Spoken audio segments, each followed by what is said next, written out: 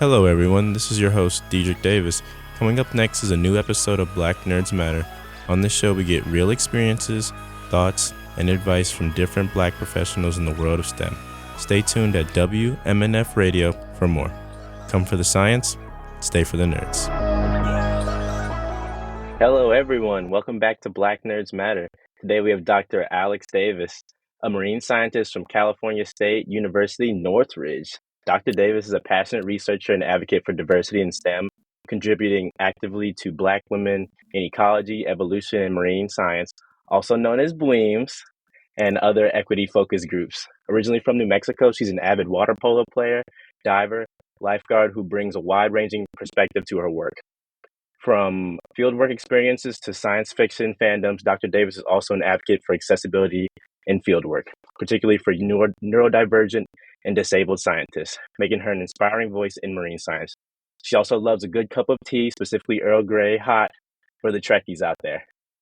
Hey, Dr. Davis, what's up? Not much. That was a wonderful. I feel so accomplished after getting that introduction. I always am humbled by how other people view me. So thank you for that. Oh, we view you in high regard. You're one of my favorite people in science, hands down. Not just because we share a last name. Yeah, no. If it was like that, I'd have a few other Davises on my list. You're up in a different echelon. All right. Woohoo! All right, so you ready for today? I hope so. Okay. Don't bring everything off your notebook, okay? Okay. So can you share with us how your home life was growing up in New Mexico, and how did this upbringing shape your path towards your career in marine science and make you the person you are today? Okay. So I always like to say, just because I know a couple of other people, who are quote unquote desert rats, growing up in a kind of void of water, where we just were drawn to water. I don't know, we were dehydrated our entire lives and we just wanted to be around water. But I think that's part of it. And I think that story is kind of similar to a lot of other people that you'll hear who grew up in desert states. It's just you're drawn to water. I think part of the other reason, just some of my upbringing, is that my mom was really determined to make sure that all of us knew how to swim. And so even in New Mexico, she found us, a swim team to be on, and made sure that we were competent water people. And it just kind of stuck, I think, with everybody in my family. One, it was easy because kind of different from other sports with swimming, basically everybody practices at the same time. So even if you have 4 kids, so I've got 2 sisters and a brother, we all just went to practice at the same time. Versus like soccer or something where you go like this age group and then the next hour is this age group and then the next hour is this age group. So logistically, it worked really well for my mom, and kind of functionally, it worked really well for all of us, because we all ended up like really loving water. Me and my sisters all ended up going to college to play water sports. And I have now since made a career of it, which is really nice. But I think the other thing for me was just I grew up in that kind of generation where, one, I'm a Lisa Frank, generation. So I grew up with like dolphins and rainbows, like on all of my like stationery. But also like PBS specials about like sharks and like Nat Geo magazines that we had subscriptions to. And I think just because it was so different than anything I encountered in my daily life, it was just something I was always fascinated with from a young age. And so it's just like, cool, like all I see is sand and mountains, but there's this whole other thing out there. So what does one do for fun in New Mexico? Like, are you just grilling eggs on the top of your car or on the sidewalk? Like, what's it like? I never did that. So I'm from Albuquerque, which is the largest city. Which, and by largest city, it's still maybe 1 million people at this point, so still not that large. It's great if you like to do outdoor stuff. Like Albuquerque sits in the basin of the Sandia Mountains, which is the foot, like the very end part of the Rockies. And so if you're a mountain person, you can go hiking, you've got skiing. There's also in Albuquerque, there's the world's largest balloon fiesta. And so like every October, we just see hot air balloons just like nonstop all day, every day. I think most people have a story where like a hot air balloon like landed on the street outside their house or like in their Wow. backyard, or like just because they just land wherever they can if they need to put down. We as children were homeschooled up until high school, and so we spent a lot of time just like hanging out together as kids.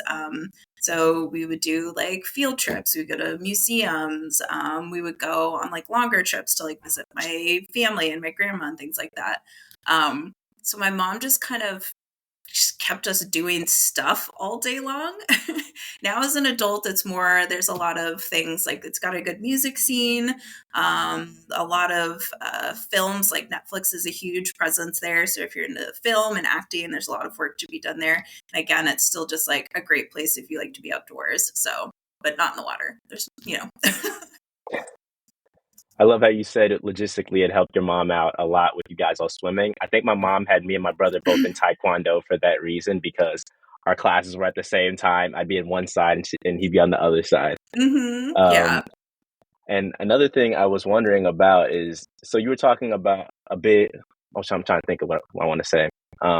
Okay, yeah, the winter sports and different things doing there. So, but how is doing winter things there and things in the heat? So what is it like? So, how's it doing winter sports? Good question. I don't know. I've never done a winter sport in my life.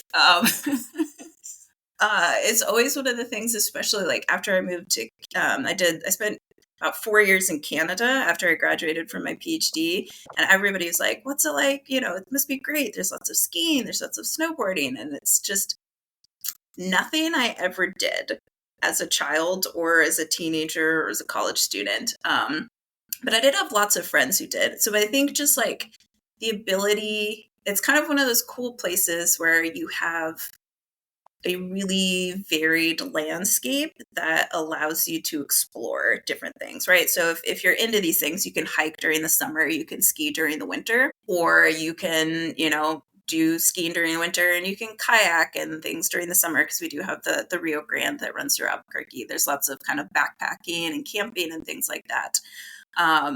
And while I think maybe this is probably resonates with like a lot of people who came from like low income families where it's just like we didn't have the money to do any of those things really, so we didn't. And Hmm. like the first time I ever went camping or backpacking really was I took a class in college, and I took a backpacking class, and that was kind of functionally the first time I'd ever really been camping or anything. I still have never been skiing or snowboarding, although I have been snowshoeing now.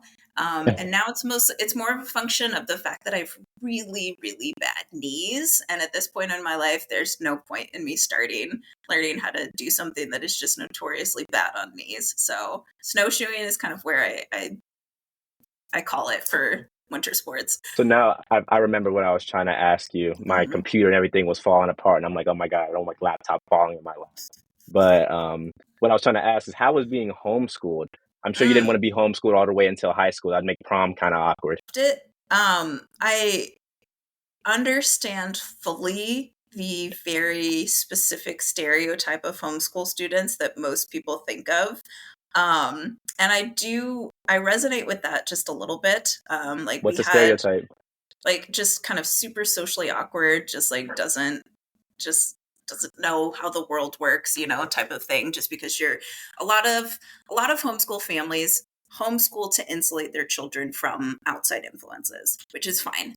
One of the nice things about the way that my mom did it is, yes, she homeschooled us, and it was mostly because we were in a really low income neighborhood, and there were things like school shootings at the elementary school, and she just didn't want us Wow. to have to deal with that, right? And so it was more just like, I'm going to homeschool you guys. One, because am an educator. Two, it's a safety reason, and we'll go from there. Because I have three other siblings, that is a whole thing in itself because you're just never alone. So it's not like I'm just by myself with my mom teaching me. So you have community. We also had some other homeschool families that we would get together with like on a weekly basis. Like we had like a murder mystery novel club where like one of the moms would like read through kind of, like young adult like murder mysteries with us. And like my mom, who was also a music teacher, would teach us how to play the recorder.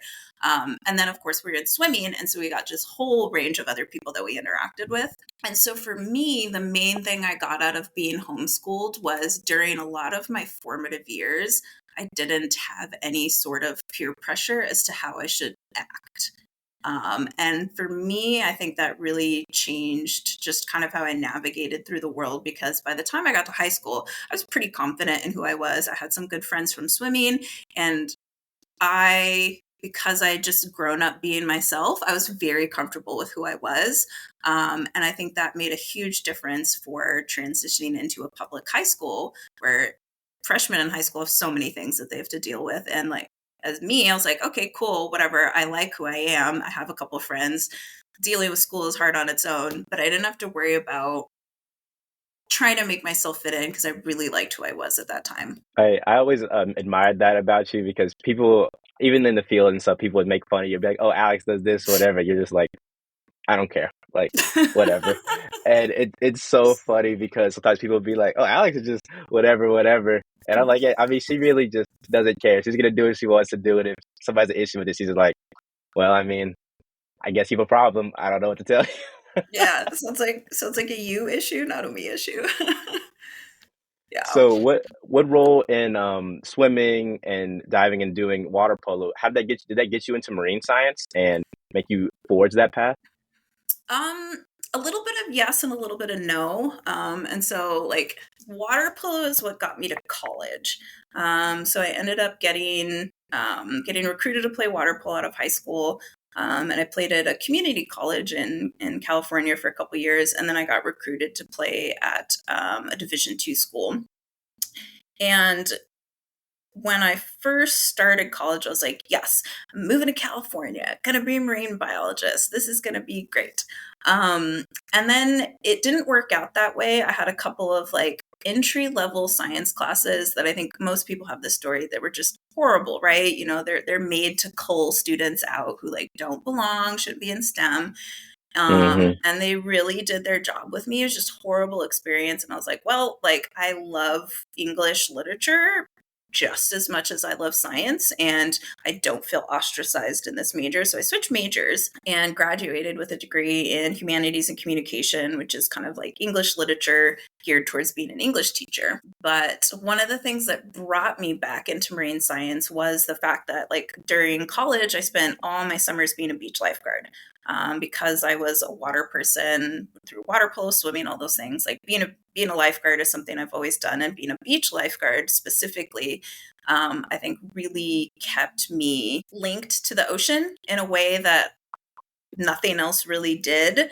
And because I did my undergraduate in Monterey Bay, it's like I'm being a lifeguard in Monterey Bay, California.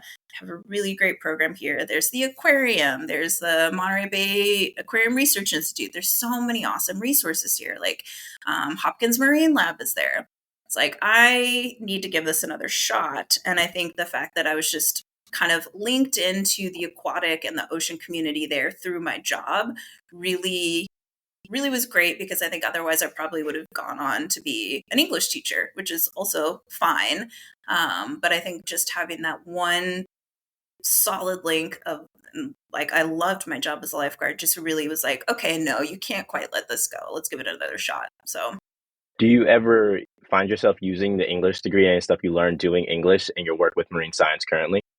hmm I think so. I think as the years go on, I think I lose some of the skills I had as an English major. But one of the places where it showed, at least like in my early years, was in my writing. And when I was applying for graduate school, through like for like my fellowships and like my personal statements, a constant comment that I got back was like, we can tell you were an English major because your writing is so much better than like 80% of the applications that we have, right? And so I think that for me was really, really great when I started off. I think like I said, I've lost it a little bit. Scientific writing is quite a bit different, and there's a lot of things that are really celebrated in kind of literature writing and essays and things like that that are not in scientific writing. But I think some of the skills and appreciation for like precise language and like jargon versus, scientific language, and just even just semantics, like what you're saying isn't exactly what you think it means because the definition is actually this, or like this is how it's colloquially interpreted, like are things that have really stuck with me. So I can be a kind of picky writer, but I think in the long run it can be good because it means that I usually say exactly what I mean to say in my writing, which is good when you're trying to be a scientific communicator. You want to be very clear. Is there any type of writing that you miss doing when you were English majors you don't get to participate in now? I'm sure scientific manuscripts can be tough. I mean, most people know they're tough, but I wonder, like, is it poetry or things like that you really love doing beforehand? The interesting thing is, I don't know that as a little kid, I really wanted to be a mystery writer. And I think just years and years of writing for work has kind of beat that out of me. And so maybe one of the things that would be really fun to do is like kind of, because I've seen this before where you have like people who have these like really specific scientific backgrounds, and then they write, mysteries that like really, hone into those skills that they have. And that might be kind of fun to do. As a poet, I don't know. I was very good at poetry. And it wasn't something that I just would like, I'd sit and like write poems. Although I say that, and then like 2 weeks ago, I found like an old poetry book like in my like mom's garage, and it's bad. So it's probably better that I'm not writing poetry. But I think things like fiction novels are still something that I might like to try my hand at, because just ever since I was like 8, I was always like, this would be a great idea for a mystery novel, or this would be a great idea for a horror novel. So maybe now, like, or once I get tenure, maybe I'll start doing stuff like that. So your haiku wasn't any good? My haiku was good. So I took this environmental creative writing course when I was a science major. I went back and I took an environmental creative writing course because I needed an elective as a marine biology major. So I was like, great, we'll merge. And the person who taught it was like real rigorous and kind of like, I know everything and I'm the best at everything. And had this kind of very narrow view of like what was good. And I remember for one of the assignments, it was a poem, and I was just like, ugh, like, I'm not good at poetry. I was like, I'm gonna write a haiku. And she's just like, you have to actually know what poetry is to be able to write a haiku. And I can tell you now, I've never given anybody higher than a C on a haiku. And I got an A on that one, so my haikus were good. A lot of what I do to excel in life is to be petty, and I've come to accept that about myself. Yeah, I want you to talk about it. That's something I wonder as well. I know you say you like to succeed a lot when in like spite. Someone says you can't do it, and Hmm. then you do it. What Yeah. led you to have that? I know you just mentioned that previous experience, but did you have any others in your life Hmm. that pushed you towards that frame of mind? Yeah, I think maybe, hopefully, not as similar to people's experiences going into science now. I think there's been a lot of people who made it very clear that I was like subpar compared to what their standards were. And so little instances like that where it's just like, oh, I've never done this. And it's like, fine, I will be better than what you think.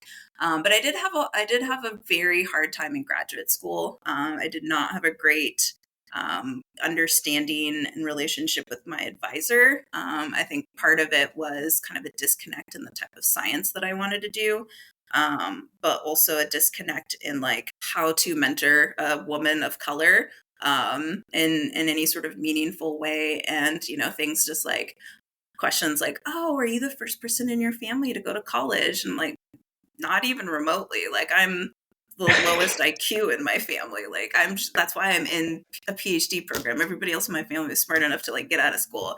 It's like instances like that were very frequent during my PhD. And there were times where it's just like, oh, well, like maybe you should just think about getting a master's and blah, blah, blah. And a lot of those things just led to just being like, well, like, I don't even care that I'm a PhD. Like, I'm just going to get it out of spite because, like, many people have told me that they don't think I deserve this.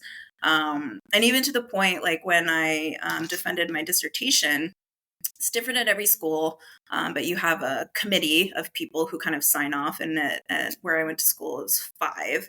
I had one of my committee members not sign off on my dissertation. So there's still one person out there on my committee who doesn't think I deserve to be a PhD. And so every year that I go further and further, and now that I am a, assistant prof, it's like, okay, well, cool. Like, lots of other people thought I deserved to be here. And a lot of these things, I'm doing it for different reasons now, but it always kind of feels good to kind of just validate those things that people literally were willing to put their signature on that says, like, you don't deserve this, and you're not good enough to be where you are at. So it's nice to have other people say, like, we think you're great, have a job. So I'm sure situations like that made you long for some sense of community.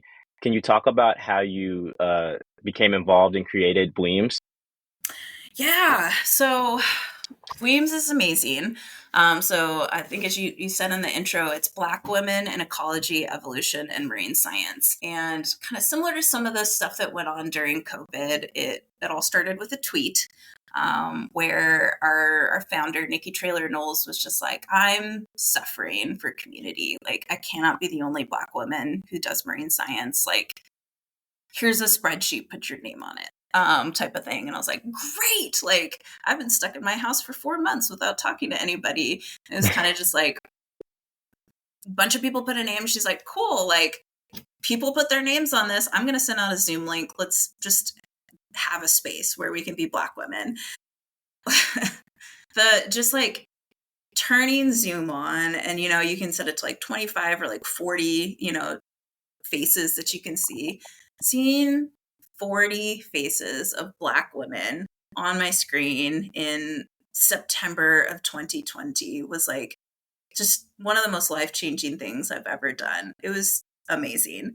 And it has just blossomed from there. I think everybody who attended those first meetings in that first year were just so desperate and so in need of a supportive community that it was just like there wasn't any way for this to not succeed.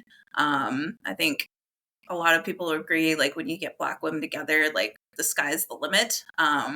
And we just really created a space for ourselves to just be people, but also share our science and also share resources and also meet new people. And I always think about, like, my firsts as a Black woman, like the first time I ever saw another Black person at a conference, or the first time I ever knew of a Black woman who could get a PhD. It was Dawn Wright, like, one of our amazing Black nerds. Like, Dawn Wright is a legend. And those firsts are so few and far between now because of this community that we've created with BWEEMS. Like, I'm almost never the only Black person or woman at any of these conferences that I meet. I'm almost never the only Black woman who is looking at a job application or has experienced these types of things. And that is for me one of the best things about the BWEEMS community, is that you're never alone anymore. And even if you are the first, you have now over 550 international members who are there to back you up and celebrate your successes and support you when you fail and give you options on how to move to the next step. And so that for me is like kind of like what BWEEMS community is. And the nice thing is because we have so many superstars and so many determined people, like, it's expanded beyond these Zoom meetings, like, where we now have regional funding that we can give to people in their little pockets. Like, we have a group in Brazil, we've got a huge amount of people in California, tons of people on the East Coast, and we can give them money to hang out in person. We had our first in-person meeting last year, and we're preparing for our second in-person meeting, where it's literally just 100 plus Black women in a room talking about science and how to be good scientists and create collaborations and apply for funding and do things and support each other. And so the fact that, since that kind of like first meeting, I've been able to kind of help build this community from the ground up, from the internet up, has been really wonderful. And it's just always a place where it's just like, I need a break, I will just engage with the BWEEMS community. What are some of the biggest triumphs you guys had as a organization? For me, it was the conference. That for me was just one thing I was really, really focused on, because I went to so many conferences where I was the only Black person, and I was all through grad school, I was the only Black person type thing. And so for me, getting funding and paying for every single person who went to that conference to go to that conference, so they didn't have to pay for anything. We paid for flights, we paid for food, we paid for lodging, housing. That to me is so far my biggest triumph. It's just like being able to facilitate people to come from all over the world to share this space together is just amazing to me. And so our second one, hopefully we will be able to sponsor more people. So that for me is one of the biggest ones. I think some of the other things that we have done are just kind of being able to secure funding in order to do things like pay people to speak about their science. We had a lot of series, especially during COVID, where we gave especially students, graduate students, platform to just go through a practice talk like, hey, we want to share science, sign up for this, we'll give you some money, and you will get to practice your science in front of a group. And then you can go on to a conference or to your committee meeting and things like that. Empowering students and young scientists to be able to advocate for themselves and say, no, I'm not going to do this, like talk about what it's like to be Black in academia for free. You know, that's no longer something I'm okay with. Like, I've learned that my time is worth money. Giving them the tools to do that are really helpful. And then some of the other things that we've done is just some of like the bigger funding that we've gotten. So we have a grant that we're working on now that's going to be a research coordinated network, and it's going to be looking at a bunch of different things. But a lot of that funding came, like the people who are on that grant are BWEEMS members, and we did it with kind of a BWEEMS community in mind. And so creating a space where we can fund a cohort of scientists to look at how epidemics and pandemics like disproportionately affect, like, you know, marginalized communities is like something all of us care about, and a lot of us do in our free time. And now we have the ability to pay and support people to do that and talk about it in a meaningful way. And so yeah, giving people the space to talk about their science, and also giving them money so that they know that talking about their science and being a scientist is not something you should be doing for free, I think is really powerful. Oh, and I love that you said the whole not doing it for free, because I feel like when you start off, especially in school, they kind of put that thing in your head. Okay, you have to work for free so you can get here, and you get paid back in it later. And I always hated that so much. I was like, this is too much work to be doing it for free, or especially when it's unpaid internships. And you're like, Especially for Black people, like unpaid labor is not a good look that you should be toting for Black people. yeah, I Not mean, gonna lie. it's insane, especially because like I've had friends who would be doing those, but their parents are like loaded, so they have money, they have like they're getting allowances and stuff, and I'm like, dude, I can't give up a summer to just sit there and pick through seaweed for free. Yeah. Like, that's insane. If it's gonna Yeah. be tough, I have to at least get paid. Yeah. Yeah.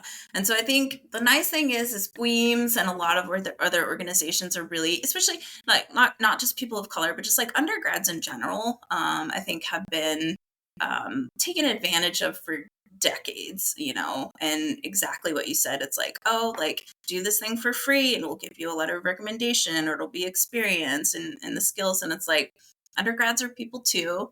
They also have jobs. Some of them have families to support. Some of them just need to support themselves. And marginalizing their contribution to the scientific field is something that I hope is changing towards the good. And we are going to pay people a lot more. But that's another thing too, is just like me as an individual, trying to make sure that I'm only engaging with undergrads in a way that's helpful for them in that way. Like, I can't just be getting free labor from them, you know. Now that I'm a prof, it's like I'm not gonna hire undergrads for free. I need to find money for them. So makes it tough, but it's got to be done. If I don't do it, nobody else is going to do it. Yeah, you see some professors with their assembly line of undergraduate students doing research and Mm-hmm. typing out, and it's like a conveyor belt of publications coming forth to them, and then those people Yeah. don't even get recommendations or whatever afterwards. And that's the same. Like, I've even had that happen to friends of mine. I'm like, dude, you did all of that and it didn't even put you on acknowledgments. Like, it's crazy. Yeah. Yeah. And so hopefully like that is, you know, that is one of the truisms that I would like to keep going through now that I'm in a position to actually like engage with undergrads that way. It does mean that it limits my ability to interact with lots and lots of undergrads. But I also don't want to put them in a position where they have to say, like, I can get this experience and not get paid, or I can keep my job and make sure I have a house to live in for the summer. So it's not a great position to put anybody in. So you mentioned some other organizations. What other organizations contributing to diversity, either marine science or not, are you inspired by in the work you're doing with BWEEMS? Let me think. So, well, the one of the organizations that I work with, where you and I met, so the Diversity Project, which is run out of UCLA, I think is a great model for how to engage meaningfully with undergraduates. Kind of going back to what we were saying, having these internships where they're getting paid, they're not fronting the cost for the majority of things. Really lowers the bar for the types of people who can engage in science, which is something that I'm just very huge advocate of. One of the reasons why I took the job where I did, so CSU Northridge is part of the California State University, which is a conglomerate of, I think, 23 universities. So California, you have the CSUs and the UCs. And the CSUs are typically master's granting institutions and they're teaching schools. And the majority of them are also Hispanic serving institutions. And so the demographics of the students that I'm working with here really resonate with me because I also went to a CSU. I'm also a marginalized individual.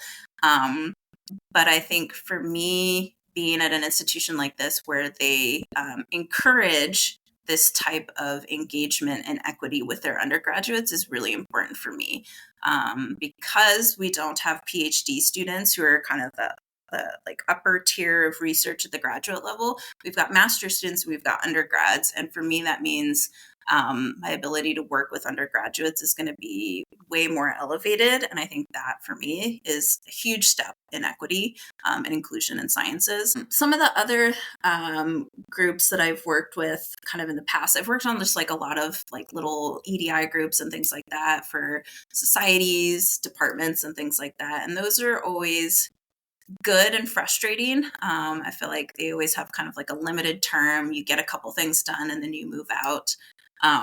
One of the groups that I might start working with in the future, I just had a conversation with somebody about that, is let me make sure I get the name right. This is why I have my notes. Disabilities within ocean sciences. And so I've spent the last couple of years interacting with their founder, Riley Boyd. She's currently at OSU, and she's just doing so much great work for kind of disabilities in ocean sciences. And so we had a chat recently about me being a little bit more involved with that organization, which is just amazing for me because as a individual, I have a lot of identities, but it's really hard for me to put all the effort into like leading with all of those identities. But being a person with disabilities is something that I'm never going to not be. So kind of to be invited into a space and be able to help support that and kind of lend some expertise and just some support for that is really awesome for me. Okay, that's wonderful. I'm really glad that you brought up disabilities. I was wondering about, I mean, you mentioned to me earlier about being neurodivergent. I had no idea you were until you sent me your blurb. But I guess maybe I should have guessed. But I'm wondering, how has dealing with autoimmune challenges and being neurodivergent affected your approach to field work and just science in general? It's a lot of learning.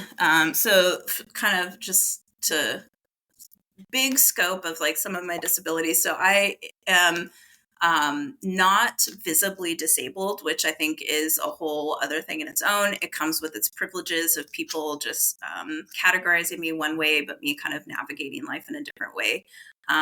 So I think like you experienced this last year when I got off the plane with my cane, so like for the majority of my life, I go through not being visibly disabled, but there are sometimes I do need to use mobility aids or like my arthritis gloves, right? And so being in this space where I can function one way 80, 70% of the time, depending on the climate, like very literally, if it's rainy and cold, I don't function as well. Gives me the ability to advocate and kind of put effort into a lot of things, like setting up things that I need for the future, but also living in a space where I am very physically disabled or need to take time where like my brain is literally not working, or I eat something that I'm allergic to and I'm out for 2 weeks.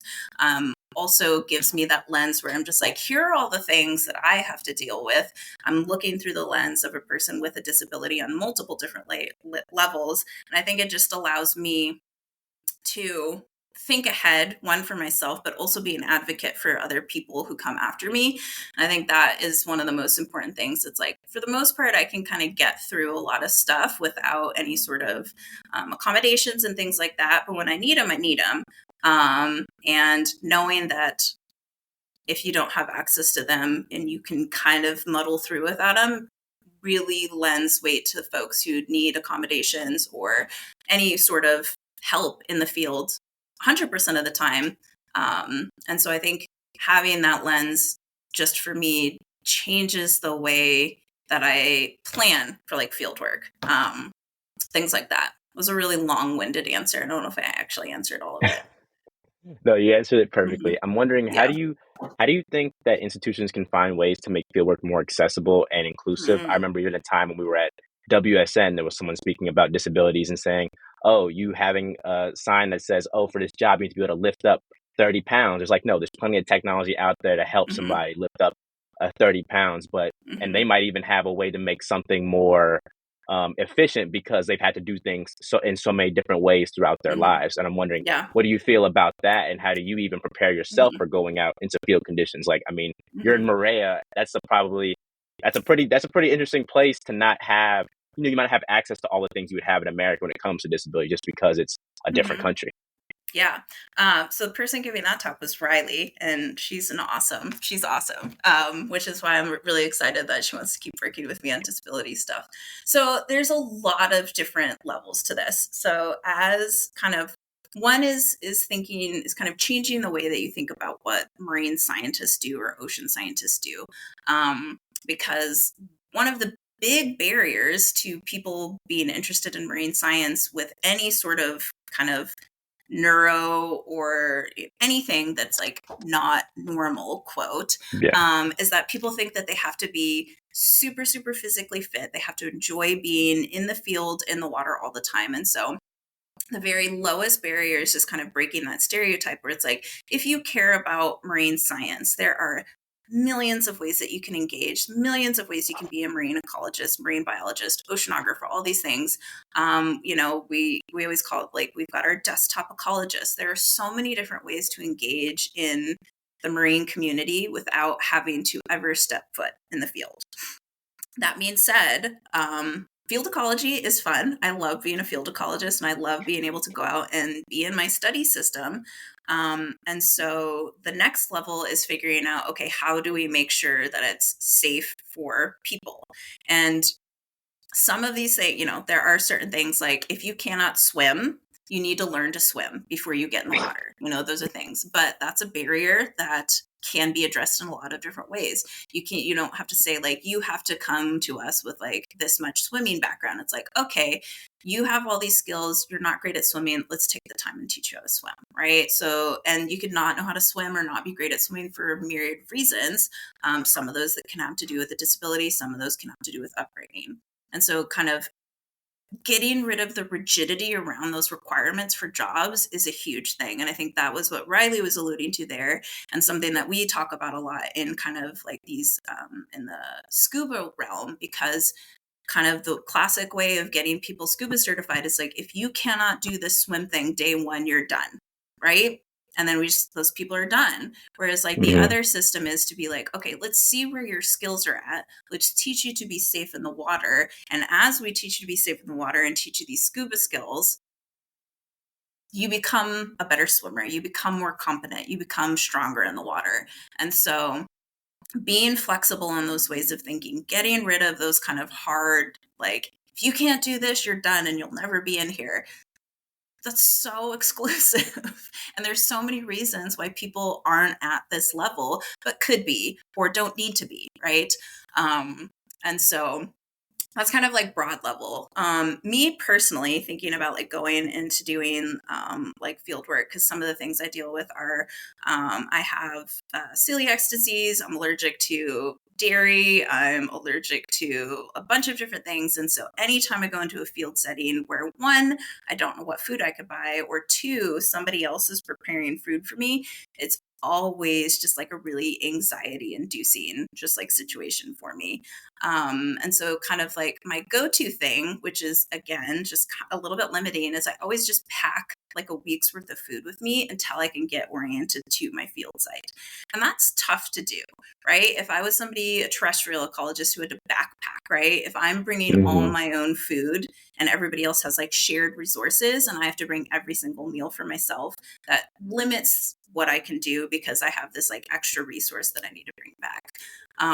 And so I think for me, the thing to do is to really try to work with the people who are doing that and say like, okay, here are all the things that I can eat. Let's incorporate those into the shared meals, right? So it's not just me fending for myself. And that's one of the things I like to do with like societies and like that. It's like, okay, here's how to be just like one level more of inclusive. Instead of having wheat tortillas, have corn, or, you know, have like these 3 allergy things that like are 90% of people are allergic to anyways. Just don't serve those things. And then 50% more people can eat the food that you're serving. And so little things that anybody who's never experienced those just doesn't think about, but just presenting it to them is like, okay. It's like one of the things that's really easy, captions, right? Putting captions on presentations. It's such a low bar.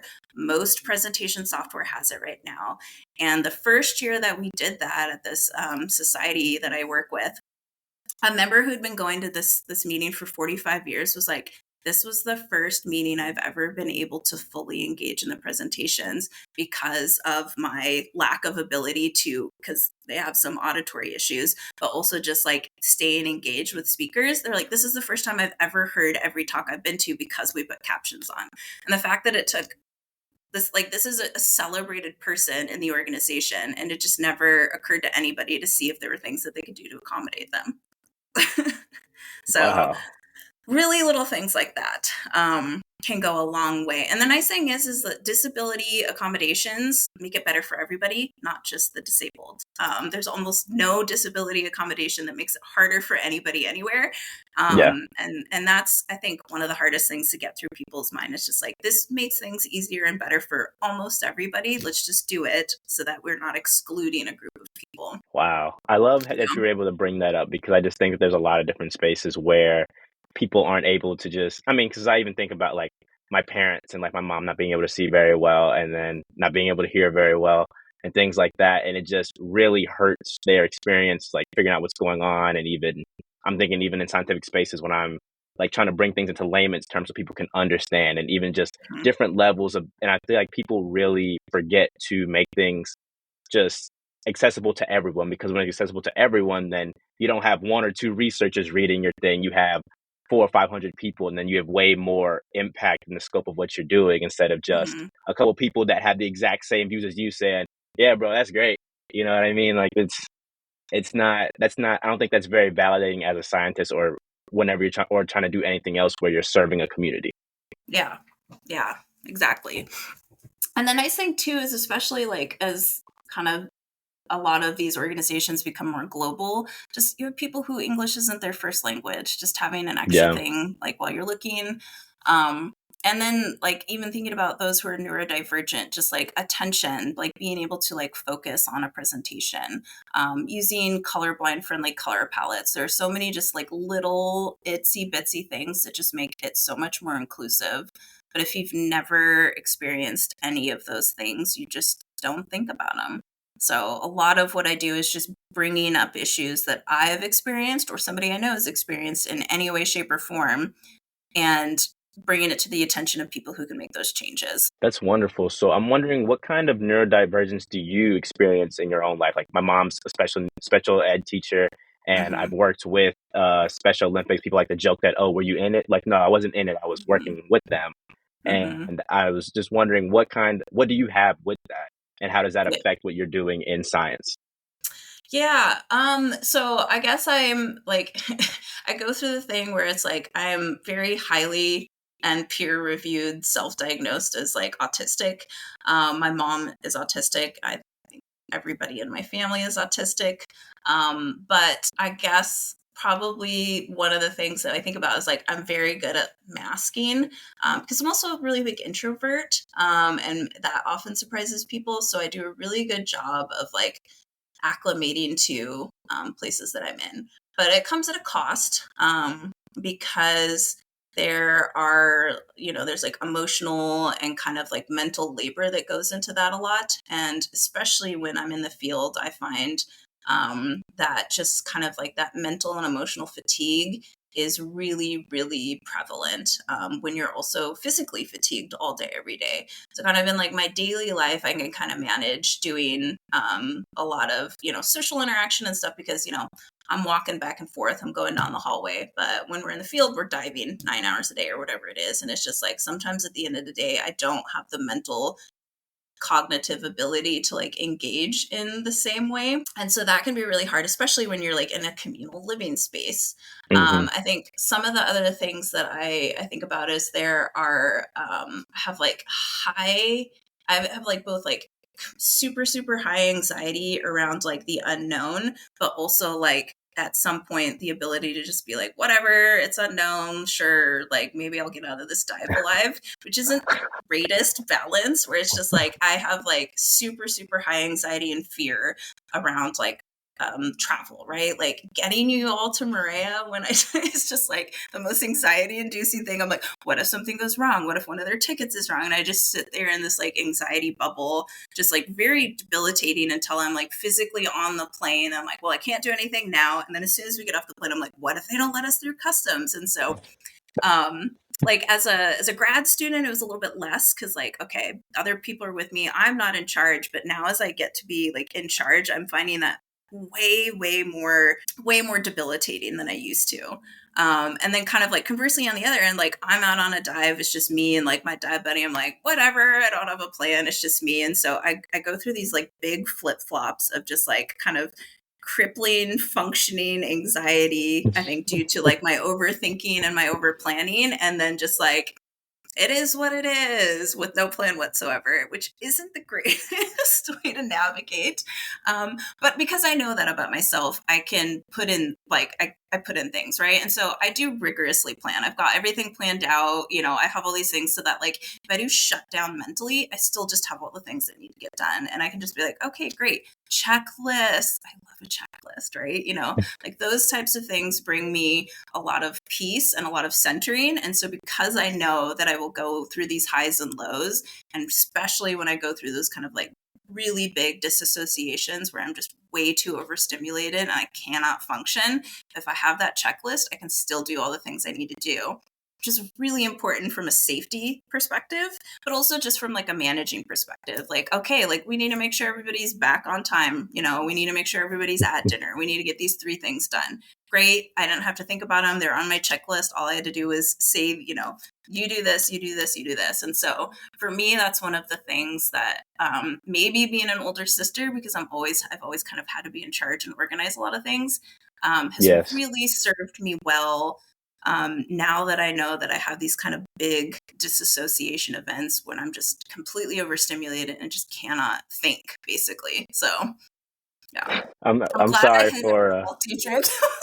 you said what? I said I'm glad I hide it well. Yeah, I literally had no idea until you said that. Like I can like now that I'm thinking back, I'm like, yeah, I can see now. Because usually with people I can tell like pretty Hmm. similar like early on just because of the stuff I had to do as a kid with Hmm.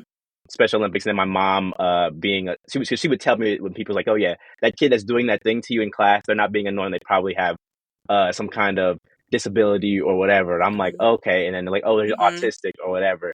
But with Yep. you, I never thought that until then. I knew that the physical disability thing because you would Hmm. have the cane and different things. But that's Yep. so interesting that you have all these different things going on and nobody knows but you. That you just sit in the back, just like, hmm.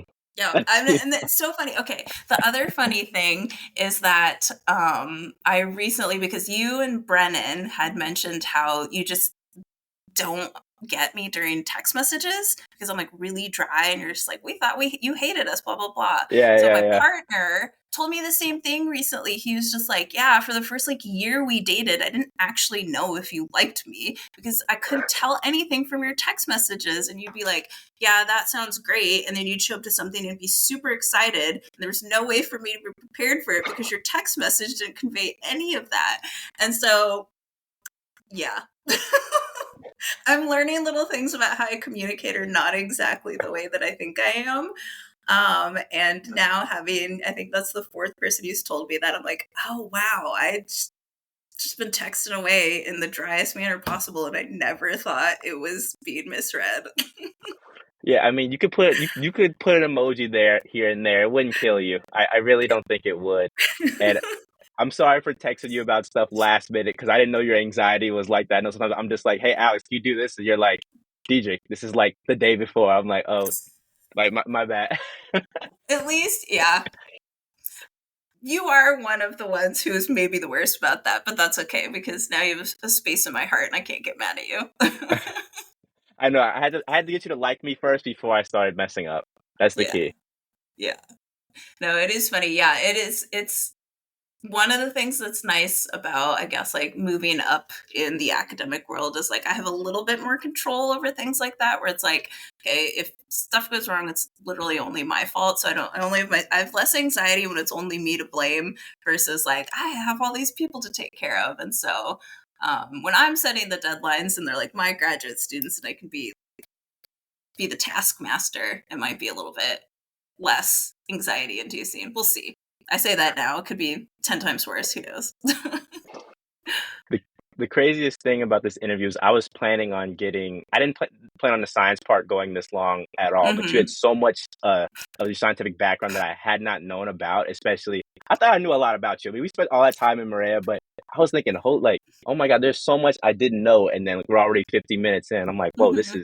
I'm still learning new things. This is still new. And I love how much you go into depth with things. Like, that's something you're Hmm. like, oh, this is so long winded. But I'm like, this is great. Like, I feel like everyone's getting so much information and I'm loving that. Yeah. But I want to switch gears into something else because I brought you here Yeah. for one reason and one reason really, and that's the nerdiness. I'm ready to hear about it. You gave me a treasure trove of dorky things you love, like some Yep. kind of stuff I probably wouldn't even put on the internet because people might make fun of you. You might have students that come get you after that. But what makes you a nerd, and what do you love about it? As I wear my Buffy the Vampire Slayer shirt, and I don't know. I never thought of myself as a nerd growing up. I just, again, which is maybe just kind of indicative of like um, some of the neurodivergence that I indulge in. Um, I just think lots of things are really neat.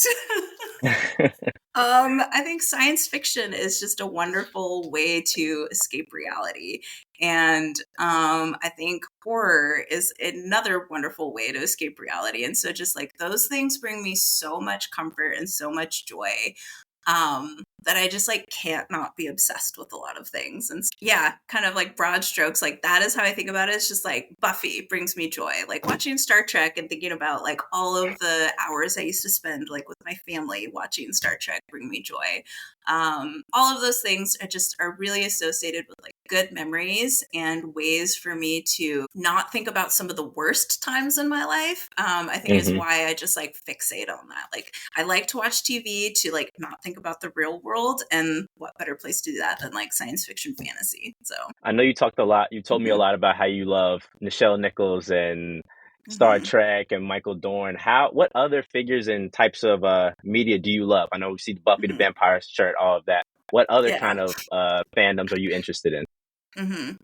I am a big Studio Ghibli person. So one of my Ooh. favorite movies is Howl's Moving Castle.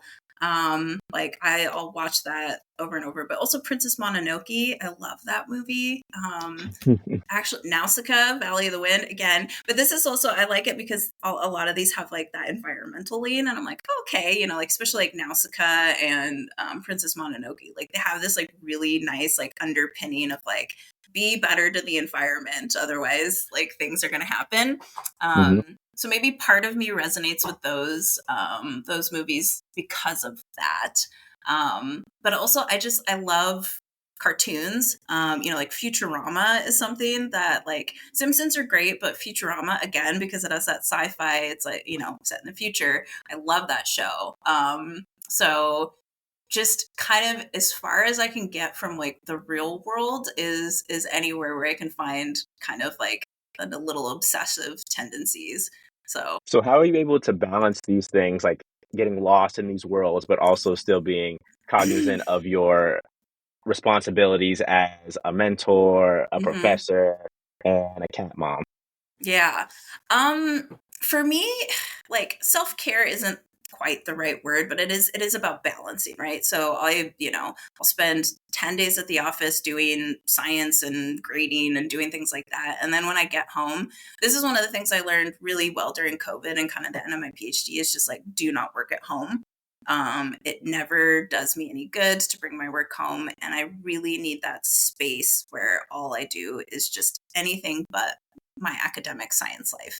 And so that's where reading, watching sci-fi movies, crocheting, like just hanging out with my cat really are just a place of peace, right? Because like I have completely turned my computer off. I'm not checking emails. And now I can just do all these other things that are just joy.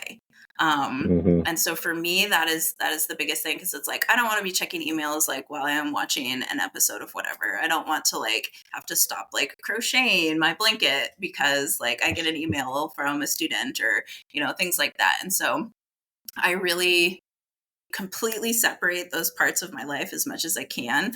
And then I think that just makes it so that I enjoy all the other things about myself a lot more because I'm not thinking about anything related to my job when I am watching Star Trek or Murder She Wrote or whatever it is. And then you get a text from me saying, "Hey, Alice, can you book my flight?" And Yes. And then I go, KK, I'll text you tomorrow. yeah, I'll ask Paul, and then I'll text you tomorrow. I'm like, okay, sweet. Yeah, yeah. No, and I think like for me, I think that is like one of the biggest things I've ever learned is just like no email alerts on my phone. If somebody is at the point where like they're texting me, that's okay because like I've established like some other sort of relationship with them, and you know what is what it is. But like not having email on my phone and just like I don't ever open my laptop when I'm in my house. It's just like I'm just watching TV or I'm just reading or whatever. It's just so key to just being able to actually like engage in work when I get to work because it's like, great, emails. That's what I do in the morning. I don't do those after 4 p.m., things like that. And so it's just like it very compartmentalizes these things for me. I totally get that. For me, one of the biggest things, especially like since graduating and being at home, was I would do emails and meetings and different things on in like my backyard. Do all that on my computer in my backyard. And I mean, I take these calls and these interviews in my closet.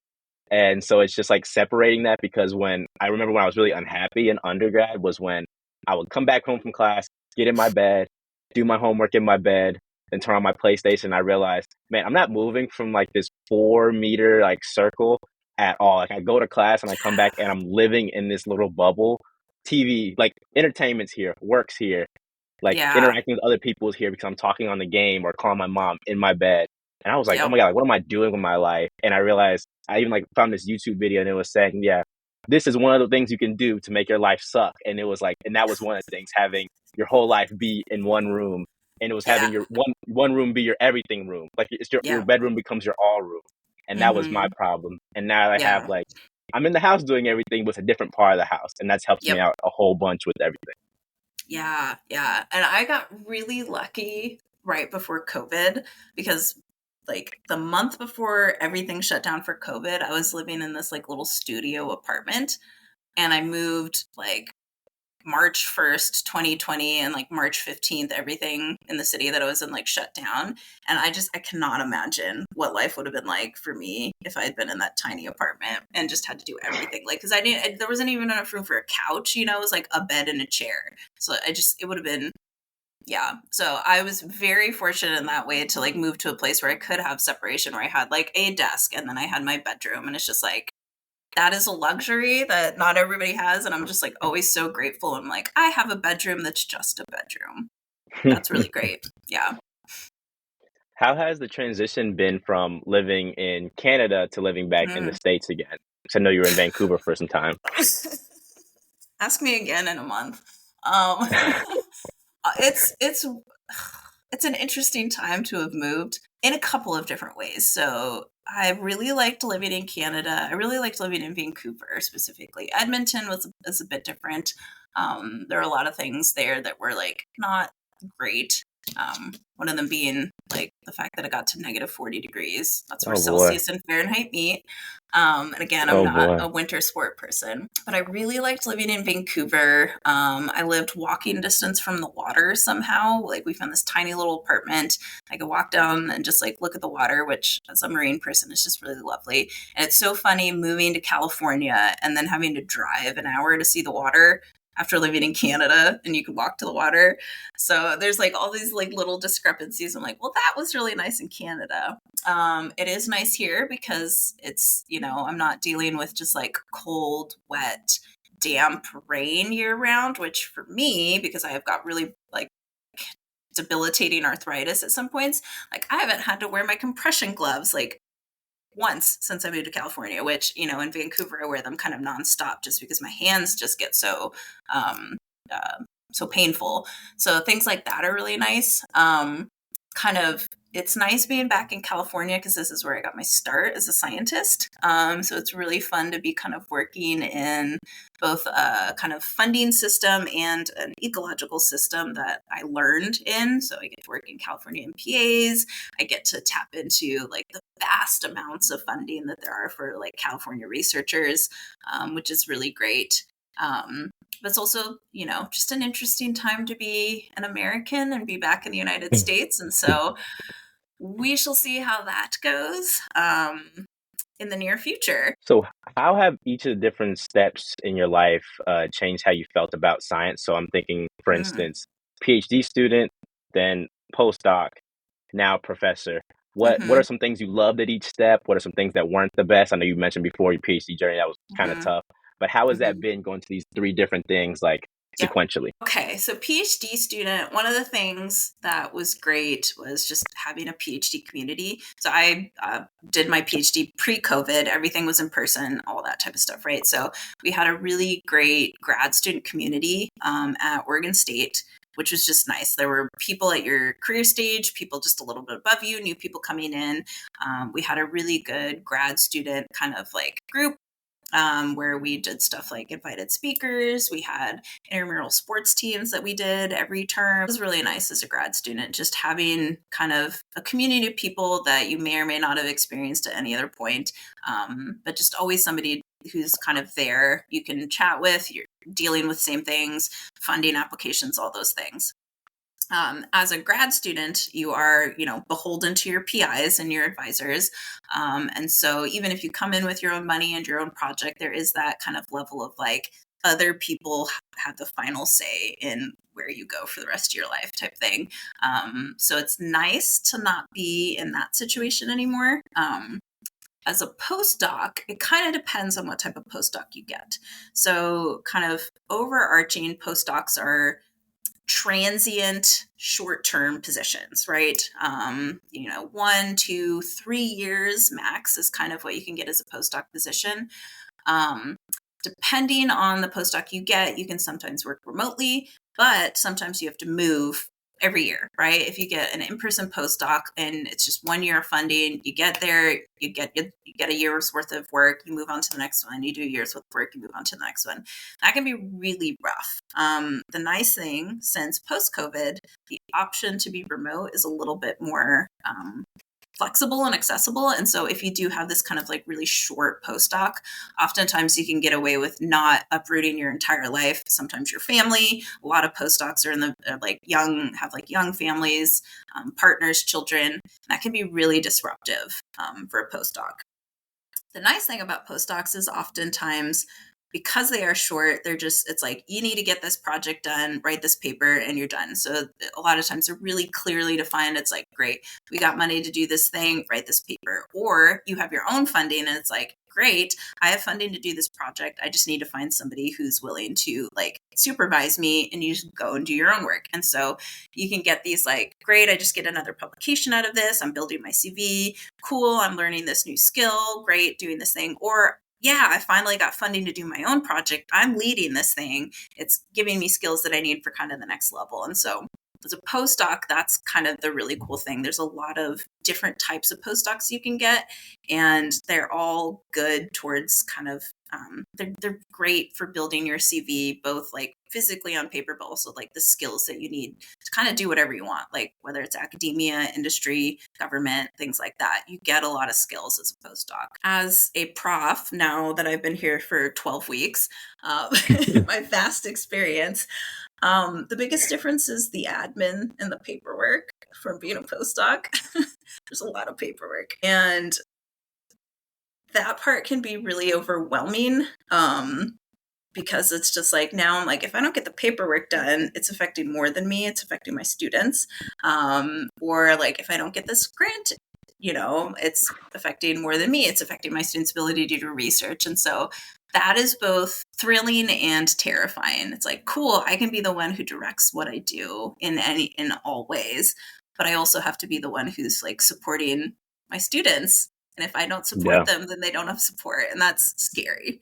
So yeah. So have you ever thought about working outside of academia? One of the things I've recognized, like being out of school and looking for regular jobs, is I was putting my CV everywhere, and I realized, oh, you have to make an actual resume. And then I saw someone help me out, and I made my own, and I was like, oh my God, I've been applying to everything like I'm still in school. Like I'm in REU mode and internship mode for everything. And I'm like, no, I need to be in big boy work mode. So have you ever thought about making a transition from academia to something else, or do you love being in academia and doing this kind of thing you're doing now? Yes. Until I got this job, I didn't know I was going to be in academia. The main thing for me and what I was looking for in jobs at this point was my ability to mentor and facilitate research of students. And you can do that in a lot of different ways. You can be somebody who works at NOAA or other government entities, and you can still be doing research. You can have dissertation committees. You can run like an RAU program. Again, one of the reasons why I'm really happy to be at a CSU is because of the student and the student research focus. And it's not that I specifically I want a job in academia. I wanted a job that was going to let me do research and facilitate student research. And this happened to be a really good job to do that. And so as I was kind of going through the postdoc realm, it wasn't like, I need to apply for a prof job. It was like, I need to apply for a job that's going to let me do these things. And because my last postdoc at TDP really immersed me in the mentorship realm, but also I had another year and a half of funding, it let me be picky about the jobs that I applied to. So I've thought about being outside of academia every step of the way, just because I knew there was going to be a lot of being a prof that I didn't like all of the paperwork, all the politics, just all of the ins and outs of being in a department. But this job came up, and it was a great place for me to be able to build a research program and provide a great space for students to be able to do research and serve a demographic of students that kind of resonates with me personally. Hispanics are in institution, a lot of marginalized students. And so for me, that was why I chose this job, not specifically because I get to be an assistant professor. So, yeah.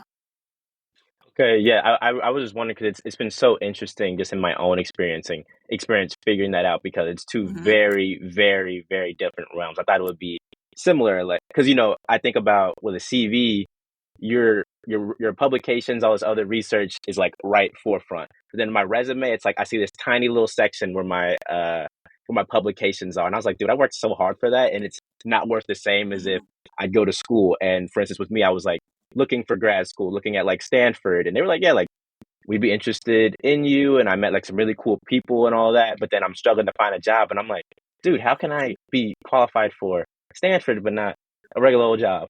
That's crazy. Yeah. That was crazy to me. But then I realized I wasn't selling myself in the right way for that other stuff. It's not that I'm not qualified. I'm just using a school resume Mm-hmm.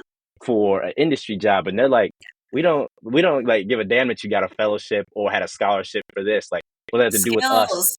What Yeah, did yeah. you learn? Yeah, Yeah. what does that have to do with us? We're trying to talk to stakeholders and doing all that. And I was Mhm. like, oh my God, I had no idea because going to school and doing all these different things. And even with the mentorship we had at TDP, it was preparing us a lot for grad school. And then when I decided Mhm. not to do that, I was like, oh my God, I actually don't know what I'm doing at all. Yeah, it's very different. Even within kind of academia, the type of job that you apply for, I've got multiple versions of my resume. So if it's like a teaching heavy job, I like switch things around. If it's like at an R1 where all they care about is publications and research, I'll switch stuff around. And so it's hard to know. And you have to do a lot of research into like what people are looking for to make sure that you're putting your best foot forward. And it's all the same information. It's just how you present it. That's literally what I'm doing. It's like a different cake for a different one. It's like I'm making cupcakes, I'm making, a different dessert, I'm making ice cream, making brownies, but it's like it has to be in that right form or they're gonna be like, I don't like it, I don't want it. And that's been the biggest thing for me. And like this, I want to say, I think it's been 4 or 5 months, or I guess 6 months since I've been in school.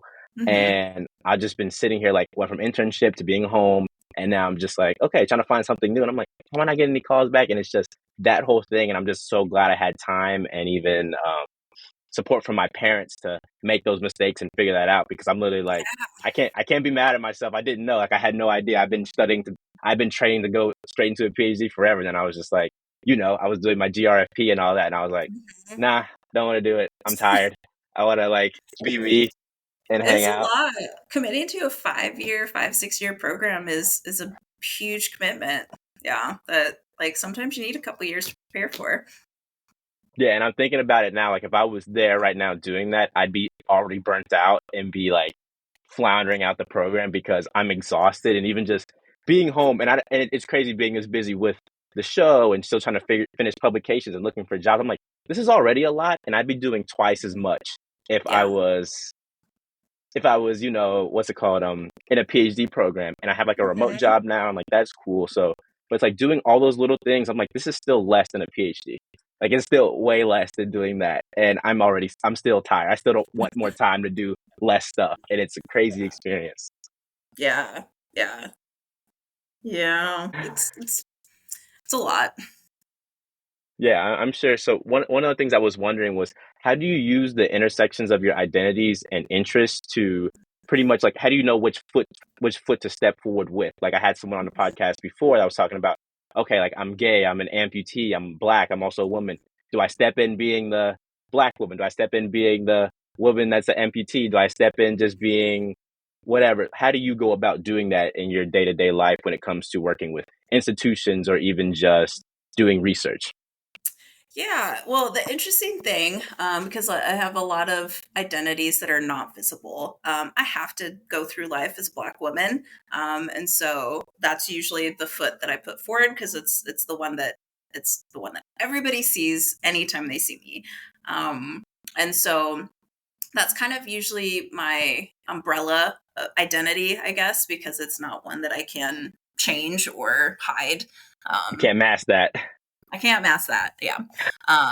And it's definitely one of the ones that for me, especially in a STEM space where previously I didn't have a lot of Black women, I like to put forward because I want to be a visible face for, me 20 years ago. Like it took me a long time to have a female person that I looked up to, kind of outside of one of the things that I didn't talk about with like some of the fandoms that I like is because they're based on strong women.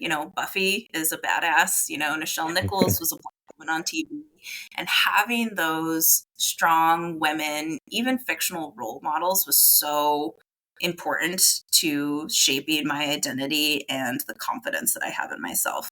Um, and so when I think about how I navigate through and kind of like which identity to put forward, I like to be as candid as possible about all of my identities because I hope that somebody finds something in me that they can resonate with. And so kind of from like an institutional level, like I am a Black woman hire. I have increased the diversity in my little group a million folds. Like, got 8 tenure track professors. I am the only, one will be leaving. And when she leaves, I will be the only woman, the only person of color in the tenure track in this Marine group. Oh boy. Lot, right? Yeah. That's one of the things that's different as you go through academia. That I'm really noticing now. There are just in this little group of people, I am the only woman. Whereas, like, as an undergrad, that was absolutely not true. As a postdoc, as a PhD student, that was not true in STEM. There are a lot of women in STEM, and now I'm at this kind of like top tier level. It's way different. And so, just kind of thinking about that, I have to be present and have to be not in like a weird way. I'm not going to walk into a room and be like, hey, I'm Black and disabled, neurodivergent, but Boom. right.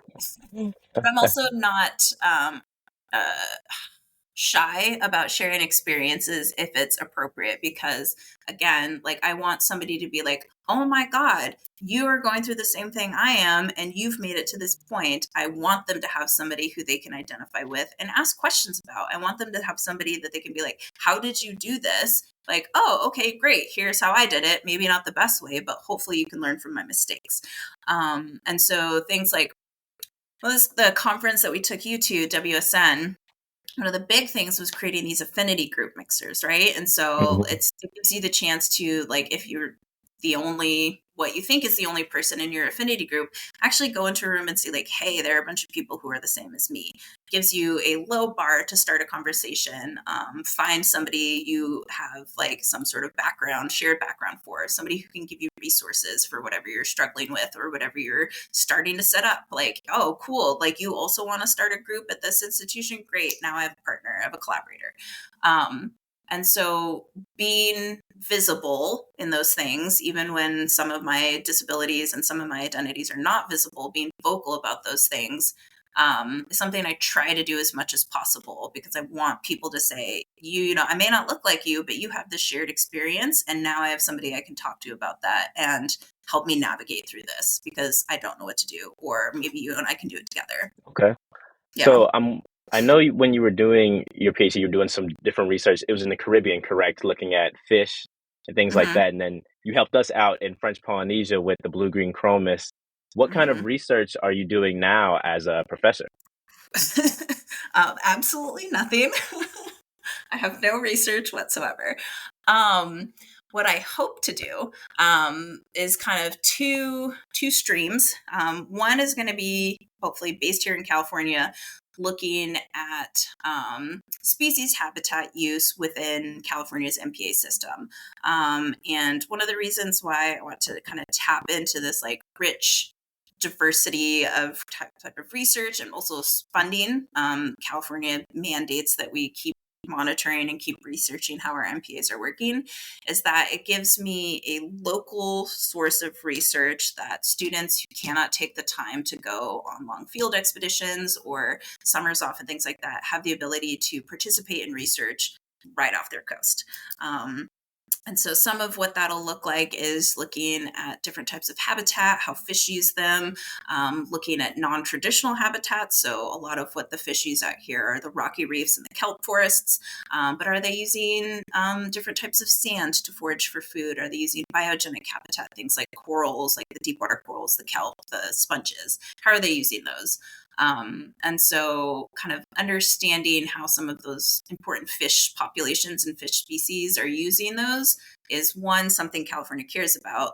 But if you use like remotely operated vehicles, ROVs, or drop cameras and things like that, you don't have to be on a boat to do it. I can bring those back to the classroom and I can teach students how to ID fish. I can have them look and do fish assemblages and ID habitat and things like that. So that's one avenue that I'm really interested in, and specifically because it can incorporate lots of undergrads at a really low cost to them and be able to engage in important applied research.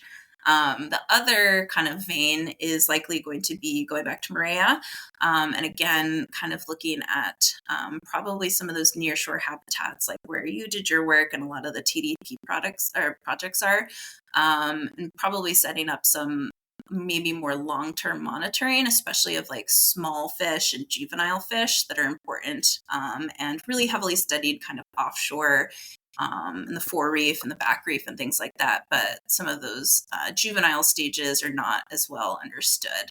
And so I think that is going to be the other one. But it's going to be a lot of fish counting, I hope. I love to count fish. But I also Yeah. I love to map habitat. And with that becomes behavioral studies too, which is a cool thing. Like, how are they using these habitat? How are they interacting with other species? And so hopefully there's a large enough breadth of things that graduate students can find like cool projects that they really identify with. And it's not just we're counting Alex's fish again, because that's really important for them to have like that autonomy and that ownership over their projects. And rather it just be like, we're doing Alex's work. I want it to be their projects, and it fits into a bigger scope of things that kind of falls under the umbrella of like what I'm interested in. Sweet. I'm wondering now, what are some of the best places you've done your research and were most accessible to you during all this time? I know it's been some Mm-hmm. Caribbean, some in Maria, but I'm just wondering what's been the best experience for you in the field? Best is hard because every place has been good or better for specific reasons. I loved doing work in the Bahamas, but it just could be just like I have such fond memories of diving there. If you're a coral person, it's not the best place to go because the coral are really not doing very well out there. Um, and while I was doing work in the Bahamas, I was doing work with invasive species. I was working on lionfish. And so that was an amazing place to work. There were tons of lionfish, lots of resources, lots of support for doing work out there. And that made that a great experience. The work that I did in California as an undergrad was also amazing. One, because it was some of the first science that I did, and I got to do a bunch of different types. I got to go out to a boat, I got to be a desktop ecologist, I got to go out to the field. And for me, that felt like a good place to start because one, I saw a breadth of ways that you can engage in science, but also there were just so many people doing different things. And it showed me that you could be the person who's going in the water diving and counting fish. You could be the person who's driving the boat, and that's just as important as the person who's recording the hydrographic surveys, and just as important as the person who never goes on the boat and all they do is like manage all of this data and all these resources. So that was a great experience that way. And then kind of like most recently, I've been doing work in Maria, which is lovely, and a whole new experience for me because like it's got a lot of kind of similar fish assemblages, but the coral cover is so different from what I'm used to So in like good. the Atlantic. And we'll hear people say like, there coral's dead there. There's no coral alive. But I'm like, it's more than the 20% of the reefs in the Atlantic, so I'm happy with it. But that experience has been amazing because it's the first time ever I've been at a field station and all the people that I'm working with are people of color. Like that is not something I ever experienced in any of my research ever. And so that has been the amazing part about that is being able to go out and be like, hey, not only am I not the only one who's Black here. Again, the Bahamas was really interesting because a lot of the staff and the support crew were Native Bahamians, and I was one of the only Black researchers. Hmm. And so that was like a really interesting dynamic, and kind of it was really neat because a lot of the people that we worked with, we had this one boat driver who's like, I don't know, I saw you do scuba diving and he became a dive master. It was like, okay. So just like being there and being a person that people like, I identify with you in one way changes the course of like a lot of people's lives, which is really lovely. And so back to Maria, it's just like, that's the first time I've ever not been the only Black researcher, like almost the only time I've never been the only Black researcher, but also just to be in a place where like the students who are also people of color are not the only ones, and I can like facilitate and teach them. That to me was like the best part of that experience, and something I hope to like keep doing as I'm going forward as I recruit graduate students, and just like help them be not the only one when they're in these like really like stressful situations. They're, maybe the first time they've ever left the country, the first time they've lived remotely, things like that. Having people who you identify with just makes everything so much easier. Oh, it does. I mean, especially seeing people like you. I think you're the first Black person I met with a PhD. I think you were. Like seriously, I'm trying to think like before I met people who were Mhm. PhD candidates and all those kind of things, but you were the first person who like working like with a PhD that I had met, and that was crazy for me. And then just you tell me about all your things you went through and all these other things, and then just having fun, us hanging out because I really enjoyed TDP and all that because Mhm. you guys treated us very much as peers when we like outside of work time, and that was awesome just to hang out and hear instead of okay, I told you to do this thing, now I'm gonna go off wherever I'm at and do stuff, and then I never hear from you or know about you or even understand. Because I think it's really important to know who you're working with because I mean, if you're telling me to go dive in that dark area and there's sharks down there and all of that, I'm more interested in doing that I'm not telling you to when, go to the dark area. I'm telling you to oh, get your head out of that cave, Diedrich. but you know me, I'm gonna go on my own anywhere when we're on the dive. So but I'm just saying it's easier to do that when you know the person next to you who's helped you out the whole way. You know them as a person, you know they actually care about you, and you're not just a tool for them to get a publication or further their PhD or whatever it may be. Yeah. And And I really appreciated that. that point is just so key. It's just like making the people that you work with feel like a person, right? And it's such a low bar. Hmm. But given all of the experiences most of us have where we're literally we're an undergrad in a lab, right? Like we're not even like Alex working in a lab, you're another undergrad in a lab. Just but I'm really glad you brought that up, just like the fact that like being in a situation where you're humanized and the people that you're working for are humanized made such a difference in your experience and your confidence and your like ability to just like function and like take direction, right? And that's such a huge thing, that I think really encompasses like a lot of, I think, my underlying principles. I'm glad you put it that way. Yeah. Yeah, and I thought it was just great because it's just there's definitely been times where I just feel like, okay, I'm part of this team and I just work for my boss versus this was like a family and we're all in this together. And it was like, if we failed, you guys failed too. It wasn't just this, Mhm. hey, you messed that up, go fix it, whatever. It was all you were there with us, even those times when we had dives and it was too murky, whatever. You're like, yeah, let's get out of here. We can't even see what's and like that was fine. We didn't have to go out there alone and deal with Mhm. all that. Having you there just gave us that sense of belonging and that sense of independence, and I really appreciated that. And so for our last question for you, I know you're a big Okay. time diver. We've been talking about diving a bit on this. What are the five Mhm. coolest things you've seen on dives throughout your diving career? Okay.